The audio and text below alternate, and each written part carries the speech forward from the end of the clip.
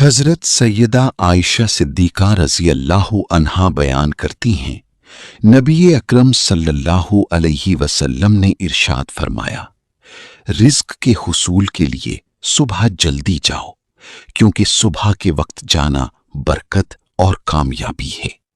مجمع الزوائد حدیث نمبر 6220۔ حضرت عثمان غنی رضی اللہ عنہ روایت کرتے ہیں، نبی اکرم صلی اللہ علیہ وسلم نے ارشاد فرمایا، صبح کے وقت سونا رزق کو روک دیتا ہے۔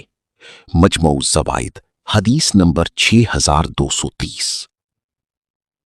حضرت عبداللہ بن عمر رضی اللہ عنہما روایت کرتے ہیں، نبی اکرم صلی اللہ علیہ وسلم نے ارشاد فرمایا، اگر اللہ تعالی اہل جنت کو تجارت کی اجازت دی تھی تو وہ کپڑی اور عطر کی تجارت کریں۔